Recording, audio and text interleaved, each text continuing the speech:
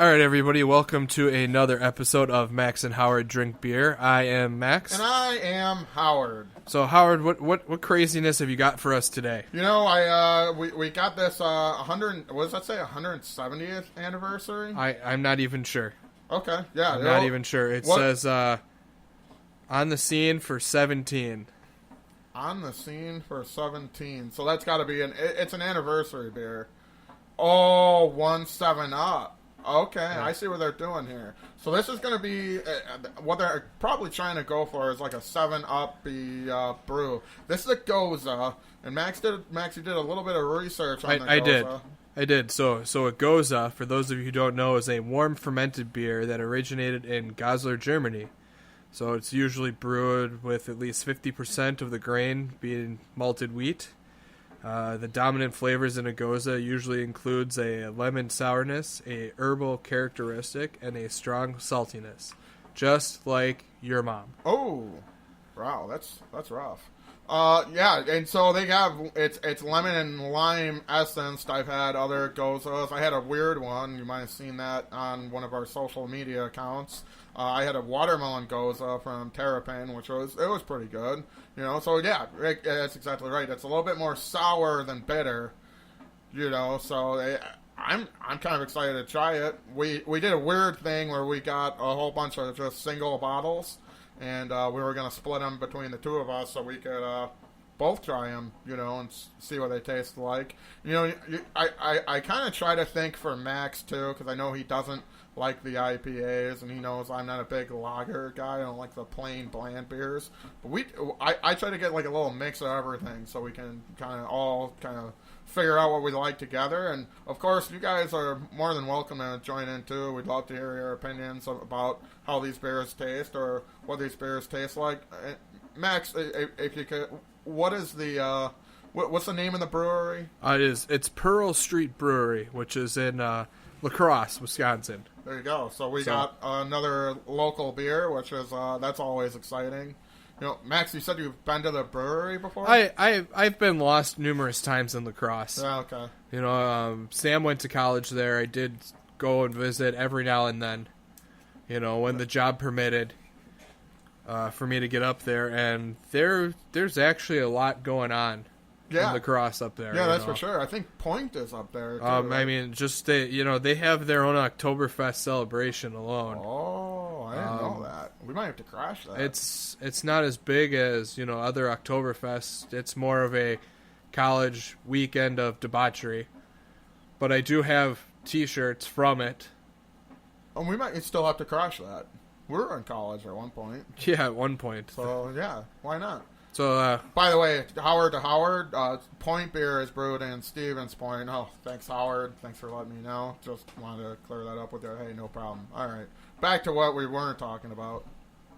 So, Max is taking his first sips, and we split them. Max is taking his from the bottle. I'm taking mine with a pinky up here. And it's in a glass, like the way God intended it to be. So here we go. It was grown. Max, you took your first sip. So what are you thinking? Yeah, so I'm thinking this is pretty similar. I'd say a variation on like how a summer shandy is. You definitely feel that strong lemon flavor. I honestly think I could make this if you took a flavorless ale and mixed it with a 7-Up to make it a shandy. I feel like it's not far off from that taste. You taste that hint of ale in there so that you know it's a beer, but it does have that refreshing natural lemon and lime essence, as the bottle explains. You know, I'm picking up, you do get the lemon and lime, but I'm picking up the spices with it, It's almost like, dare I say it, a little bit of cinnamon there, that's what I'm kind of tasting with it, and I'm digging it. It tastes pretty good. It's got that sour. It's more sour than bitter, and that's a little bit more enjoyable than your friend the IPA. Yeah, right. So yes, I'm really anytime you have citrus over, chewing on cut grass. Right. I'm in. Yeah, I mean it's good. It's more like chewing on a cinnamon stick. To me, I don't know. Are you picking up that I can flavor? definitely taste it in there. I feel it's more along the lines of You know, like I said, I feel like I could not quite make it the same, but I could replicate this in a quick beer mixing of, you know, drunken proportions. Yeah, I'm definitely a fan, and I don't know if this is going to be one of those limited edition beers where you can't ever find it again. I certainly hope that's not the case, but, you know, those local breweries like that, they do that all the time. I mean, remember Blacktop? I do remember Blacktop. You know, do you remember Blacktop? I think you drank every bottle in the state. I loved Blacktop, and it was really good on draft. It was a black IPA. It was incredible. It was one of the best beers they ever made. So yeah, that was a good beer, you know. But it was very limited edition, and yeah, that's kind of unfortunately that's kind of that. So I tell you what, Max. You know, one thing that's interesting to me, you know, what if this didn't have the lemon and lime flavoring? You know what I mean? What would you garnish a beer like this with? You know, that's one of the all-time debates. Do you fruit the beer? You know, it was a whole Miller Lite commercial way back when. Don't fruit the beer. That's a man law. Right. You don't fruit the beer. But in this time, when everybody is, you know, we're all getting, I don't know about you, but I'm getting manicures. I'm even getting, dare I say it, pedicures lately. Yeah. You know, because I'm a metrosexual. I fruit the beer. All right. Well, I can tell you the first rule of it. You know, you can ask my dad about that. One of our favorite influences there, and he'll tell you, keep that shit off my beer. Yeah. And that seems to be kind of the popular theme. You know, especially we looked online for polls, and we're probably going to post a poll of that of our own. Do fruit the beer? 69%. Nice. 69% of people said no. You know, so hey, maybe it's just me. Maybe it's I mean, do you like the fruited beer? So I mean, it's a variation of the sorts. You know, like we get to talk about Blue Moon specifically, right? You know, which is it's a Belgian wheat, right? A Belgian wheat, a Belgian white, a Belgian wheat white, a Belgian white wheat. Do you want me to keep going? You can keep going. I want to see how far you can go down this rabbit hole. Done. So. Yeah, but you put an orange in the Belgian wheat white. So if you have that beer, and I've had the beer without it, but I've had it with the orange, I like it a lot better with the orange. Right, it's got a little flavor. It kind of, you know, it almost opens up the flavor of the beer, so you can actually taste the beer. Obviously, you know, we drink everything cold, but I'd love to taste that beer, you know, more room temperature and see what truly happens, because that's kind of, you know, the European way. The whole way of it is, you know, you lose the flavor when it's cold. The room temperature has it. And we've tested that theory before. You know, when AJ used to bring beers in for us to test, we would pop them open and drink them warm. Yeah, yep. Well, yeah, we would. You know, so... oh, man. That was a good day. I don't remember if you were there for that. We had the whole staff of Sprecher show up. They had a case of the Oktoberfest, and they were promoting the hell out of the Oktoberfest. Sure enough, they come in tow. They got 2 cases over there. We were just talking to talk, and he said, here, let's break them out. Let's try them out. You know, They're pretty good. They were brewed to be served at room temperature. Well, and all Oktoberfests are theoretically designed that way, you know, and it's tough to be in this world of it where our standards is cold beer. Oh yeah, absolutely. You know, so when I wouldn't say it's tough to be in this world, and I'm sure it's tougher to be in other worlds. I don't live in other worlds. I live in this world where all of our beers are chilled to the highest standards, and some of them are ruined because of it. You know, take my favorite beer. I was going to ask. You know, is Heineken better served? Absolutely. Interesting. Absolutely, and if you didn't fuck it up by making it cold and then letting it warm back up, then you don't have that skunky flavor that a lot of people think that's what the beer tastes like. Right, like Beck's. You know, and it's like, no, that's a ruined beer. That beer has been ruined because of the green glass. Right. You know, by improper temperature management of it. Yeah, and nobody really knows better than that, unfortunately. You know, so I went and pulled up a little bit about this. This is a seasonal beer. Okay. It is a 17 up lemon lime Gose. So it was originally brewed to celebrate the 17th year of the Pearl Street Brewery. So it refers to itself as a tangy, refreshing conundrum. Definitely a conundrum. I can see that. Continue.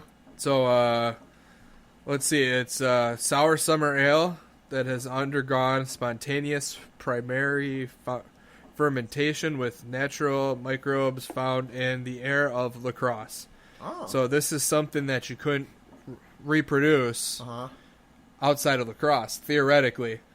You know, because you're using that area's air and everything, which gives you, you got the bluffs and everything up there. That makes sense. You know, it does taste like a La Crosse spawn. It's going. Wow. Sorry. Wow, I wish I had better headphones on so I didn't have to hear that. That was bad. I apologize.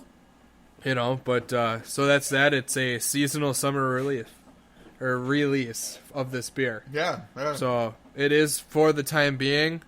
Maybe somewhere down the road they will bring it back out, but this may be the only summer that we have this. Look at that. Guys, we just had a limited edition beer. You'll probably never be able to try this.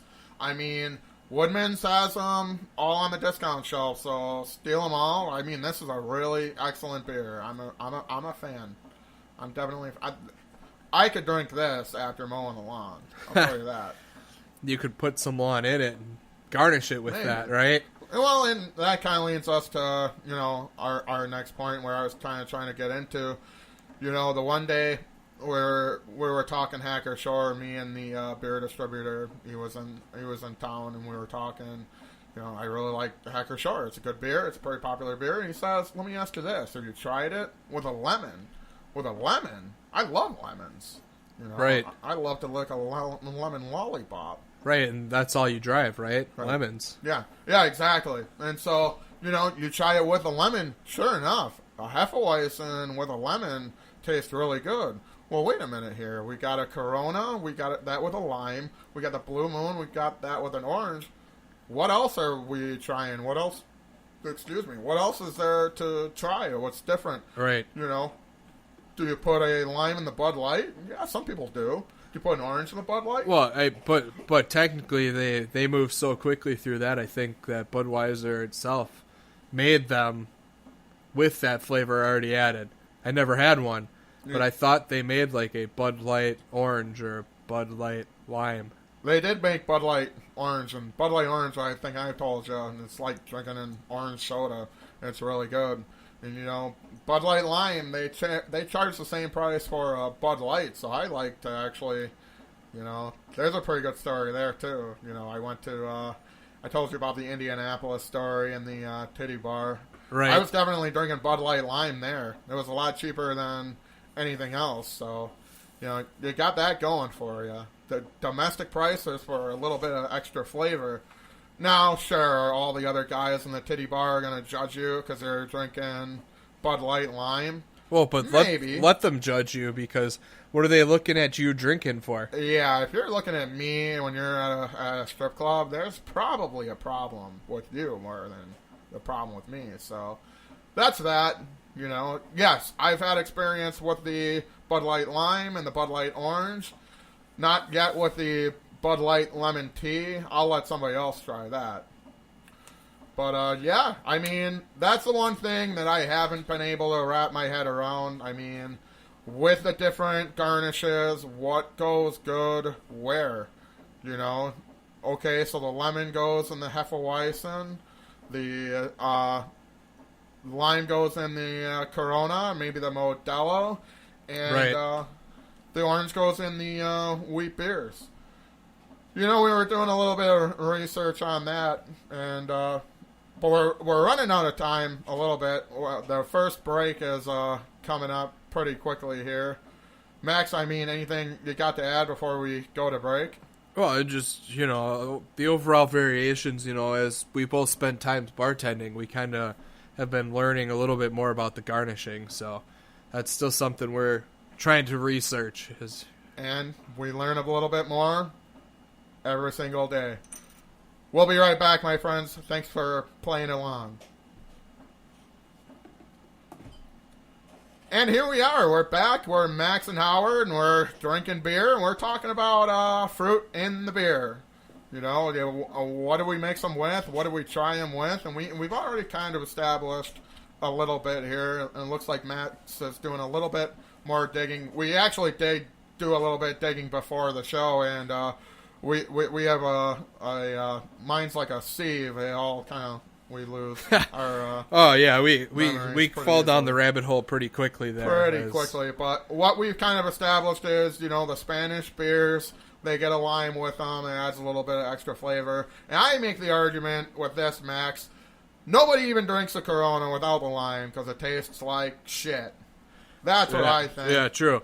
I got Nobody distracted. drinks a Corona for the Corona. They drink it for the lime. That's it. and like we were discussing earlier, it's a big deal because it's kind of like, you know, the variation on you can drink whiskey on the rocks, but it's gonna go down easier for you if you're not used to it by adding soda.